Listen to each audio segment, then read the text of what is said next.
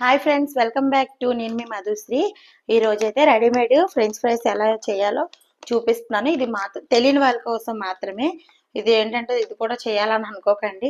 కొంతమందికి ఇంతకుముందు నాకు కూడా తెలియదు. నేను యూట్యూబ్లో సెర్చ్ చేసి ఎలా చేయాలో నేర్చుకున్నాను. అలాగే ఎవరికైనా యూజ్ అవుతుంది కదా అని నేను ఇది చూపించబోతున్నాను. ఇది నాకు డిమార్ట్లో తీసుకున్నాను నేను.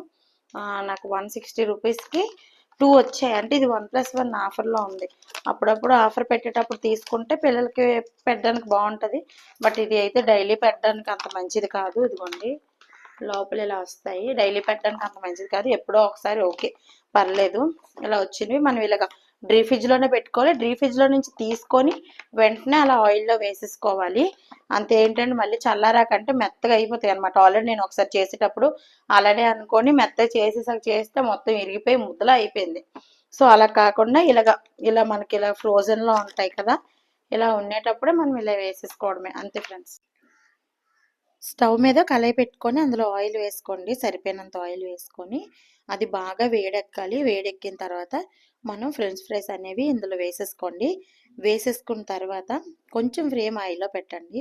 ఇది పర్లేదు, ఆయిల్లో పెట్టినా మాడిపోవు. ఎందుకంటే ఆల్మోస్ట్ అది కుక్ అయ్యే మనకు వస్తుంది కాబట్టి, ప్యాకెట్లో హాఫ్ కుక్ అయ్యే వస్తుంది కాబట్టి మిగతా ఫ్రై అయితే మనకు సరిపోతుంది. మనకు ఫ్రై అయ్యాయని ఎలా తెలుస్తుందంటే, చూడండి, ఈ నూనె అనేది ఇలా పొంగుతుంది కదా, ఇలా బబుల్స్లా వస్తున్నాయి కదా. ఈ బబుల్స్ అనేవి ఆల్మోస్ట్ 90% ఆగిపోవాలి. ఆగిపోతే మనకు తెలుస్తుంది అనమాట, మనకు కుక్ అయిపోయి అనేసి, ఫ్రై అయిపోయి అని తెలుస్తాయి. అంతే.